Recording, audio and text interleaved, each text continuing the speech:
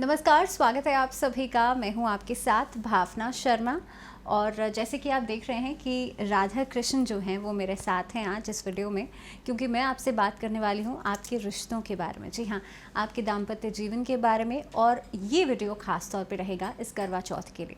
करवा चौथ पर क्या खास उपाय किए जा सकते हैं जिससे कि आपके रिश्तों में, आपके जो रिलेशनशिप्स हैं वो बेहतर हों, आपके रिश्तों में मिठास बढ़े, आपके दाम्पत्य जीवन में जो कलह कलेश है वो ख़त्म हो। तो सबसे पहली चीज़ समझिए कि जिस भी देवी देवता की जब हम पूजा करते हैं तो उनकी क्वालिटीज़ जो हैं वो आपके जीवन में आती हैं। इसीलिए कहा जाता है कि जब आप प्रतिमा लगाते हैं, किसी भी देवी देवता की प्रतिमा आपको अपने बेडरूम में नहीं लगानी चाहिए, लेकिन राधा कृष्ण की प्रतिमा जो है, ऐसा कोई चित्र आप अपने बेडरूम में ज़रूर लगा सकते हैं, क्योंकि ऐसा करने से आपके दाम्पत्य जीवन में मिठास बढ़ती है, स्टेबिलिटी बढ़ती है, एक दूसरे के बीच में जो अंडरस्टैंडिंग है वो बेहतर हो जाती है। अब आपको करना क्या है, इस करवा चौथ वाले दिन आपको इसी तरह की एक प्रतिमा जो है राधा कृष्ण की, चाहे वो छोटी हो, जितनी भी आपके पास अवेलेबल हो, जितनी आपको आसानी से मिल जाए, रंग बिरंगे अगर आप रंगों का इस्तेमाल करेंगे, खासतौर पे रेड कलर का, खासतौर पे येलो कलर का, इस तरह की कोई प्रतिमा अगर आप लगाना चाहते हैं तो ऐसी कोई प्रतिमा लेकर के आके आपको अपने घर के बेडरूम में लगानी है। और वो आपको ईस्ट की वॉल पे लगानी है या फिर नॉर्थ की वॉल पे लगानी है। ऐसा करने से आप देखेंगे कि आपके रिलेशनशिप में भी चीज़ें बेहतर होना शुरू हो जाएंगी। अगर आपस में अंडरस्टैंडिंग वाले इश्यूज़ हैं तो वो ख़त्म हो जाएंगे। इसके अलावा राधा कृष्ण जो हैं उनका प्यार, जैसे मैंने कहा ना कि आप जिस भी देवी देवता की पूजा करते हैं उनकी क्वालिटीज़ आपके अंदर आना शुरू हो जाती हैं, आपके जीवन में आना शुरू हो जाती हैं। आपको इस करवा चौथ पर भगवान श्री कृष्ण को बांसुरी अर्पित करनी है और उसमें थोड़ा सा शहद डाल करके अर्पित करनी है। ऐसा करने से आप देखेंगे जिस तरह से भगवान श्री कृष्ण की बांसुरी जो थी ना, उससे सारी गोपियाँ खिंची चली आती थी। और जब आप उसमें शहद डाल देते हैं, यानी कि मिठास भर देते हैं, एक तो उनके जो सुर हैं वो अपने आप में जीवन में शहद घोलते हैं, और ऊपर से आप उसमें और मिठास डाल करके जब आप भगवान श्री कृष्ण को अर्पित करते हैं, तो ऐसा करने से आपके लिए भी जो आपका दाम्पत्य जीवन है उसमें से कलह कलेश खत्म हो जाती है, छूमंतर हो जाती है। अब बात करते हैं तीसरे उपाय की। करवा चौथ का दिन माना जाता है भगवान श्री कृष्ण की माँ जो राधा जी हैं उनकी पूजा तो होती ही है, लेकिन साथ ही साथ में आपको कोशिश करनी चाहिए भगवान विष्णु और माँ लक्ष्मी की पूजा आप ज़रूर करें, क्योंकि भगवान विष्णु का और माँ लक्ष्मी का जो स्वरूप है वो आपस में पति पत्नी का स्वरूप है। और आप देखेंगे कि आप अपने घर के नॉर्थ ईस्ट डायरेक्शन में ऐसा एक चित्र लगा सकते हैं जहाँ पर भगवान विष्णु योग निद्रा, भगवान विष्णु जो है वो क्षीर सागर में लेटे हुए हैं और माँ लक्ष्मी जी उनके चरण दबा रही हैं। ऐसी तस्वीर घर में लगाने से, घर के उत्तर पूर्व की दिशा में लगाने से घर में दाम्पत्य जीवन में आ रही समस्याएं खत्म हो जाती हैं। या फिर ख़ास तौर पे अगर कोई ऐसा रिलेशनशिप है जो ख़ास तौर पे कोर्ट केस तक पहुंच गया है, डिवोर्स तक की नौबत आ गई है, ये समस्याएं भी खत्म हो जाती हैं।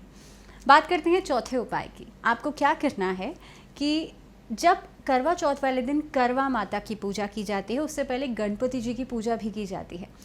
इस करवा चौथ पर आप गणपति जी को हल्दी की गांठ ज़रूर अर्पित करें। 5 हल्दी की गांठ को आपको गणपति जी पर अर्पित करनी है, उनको अर्पित करनी है। और ओम गण गणपते नमः इस मंत्र का जाप करते हुए आपको एक एक गांठ जो है वो अर्पित करनी है। ऐसा करने से भी आप देखेंगे आपके जीवन में से जो रिश्तों से कलह कलेश है, आपके दाम्पत्य जीवन में जो दिक्कतें हैं वो खत्म हो जाएंगी। अब बात करते हैं छोटे छोटे वास्तु टिप्स की।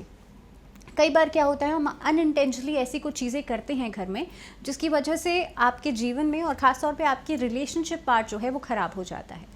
आपको घर में अगर फ़ोटो फ्रेम्स लगाए हुए हैं आपने हस्बैंड वाइफ के, और उनको अगर आपने अलग अलग लगा रखा है, तो आप देखेंगे कि आपके जीवन में उतनी ही ज़्यादा दूरियां शुरू हो जाएंगी।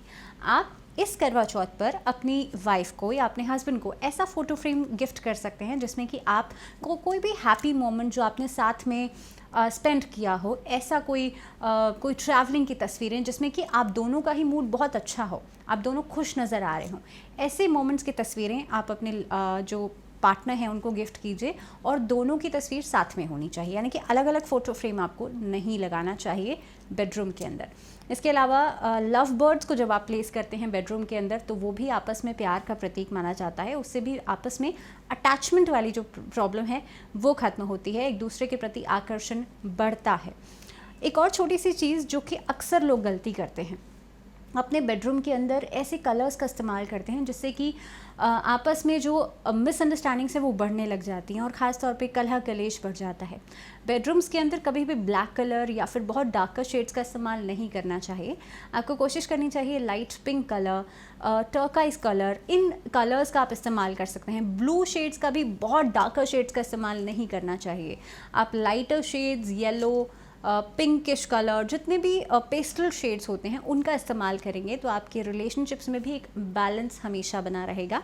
और एक और छोटी सी बात, कई बार अपने बेडरूम में लोग ऐसी चीज़ें रख लेते हैं जो कि नेगेटिविटी को शो करती है। मान लीजिए कि कोई आपने ऐसी पेंटिंग या ऐसा कोई चित्र लगा रखा है जो कि अग्रेसिवनेस को शो कर रहा है, आक्रामकता को शो कर रहा है, तो उसका असर सीधा सीधा आपके रिलेशनशिप के ऊपर पड़ेगा। तो ज़रूरी है ऐसी नेगेटिव पेंटिंग्स को, ऐसे दृश्यों को आप अपने बेडरूम से डीक्लटर कीजिए इस करवा चौथ पर, और एक हैप्पी मोमेंट्स वाली जो तस्वीरें हैं वो लेकर के आइए। इन्हीं कुछ सोल्यूशंस के साथ आज के लिए फ़िलहाल इतना ही। आप सबको वेरी हैप्पी करवा चौथ। फ़िलहाल दीजिए इजाज़त, नमस्कार।